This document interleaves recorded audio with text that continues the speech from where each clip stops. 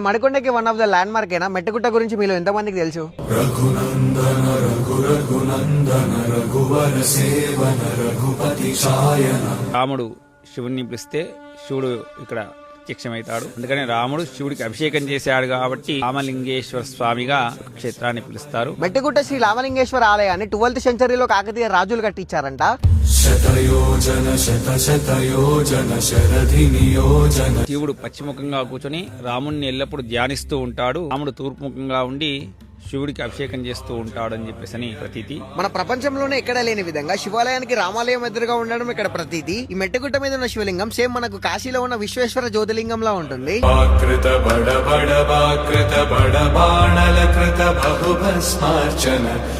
అలాగే కొండ మీద నవగుండాలు, నవసిద్ధులకు ప్రతిగా 9 గుండాలు ఉంటాయి. కిందగా వస్తే గుండము, గిద్దెగుండము, రజగుండము, మంగళగుండము, బ్రహ్మగుండము, పాలగుండము, కన్నుగుండము, ముందర వరగుండము, మన వెనకాల రామపాదగుండము అని 9 గుండాలు కూడా ఉంటాయి. కనిపిస్తున్న గుట్టలు ప్రేతాయుగంలో సీతమ్మ వారి ఇక్కడ కచ్చగిల్లలు ఆడుకోవడం వల్ల వేరుపడ్డాయని ఇక్కడ స్థల పురాణం చెప్తుంది.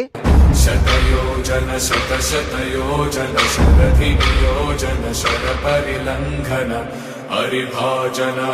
అంతేకాదు మడికొండ శ్రీ మెట్టగుట్ట రామలింగేశ్వర స్వామి వారి ఆలయంలో 365 రోజులు నిత్య అన్నదాన కార్యక్రమం కూడా జరుగుతుంది. మన మడికొండ మెట్టగుట్ట గురించి నలుగురికి తెలిసేలా ఈ వీడియోని అందరికీ షేర్ చేయండి. మనం మరో ఇంట్రెస్టింగ్ వీడియోతో మళ్ళీ కలుద్దాం.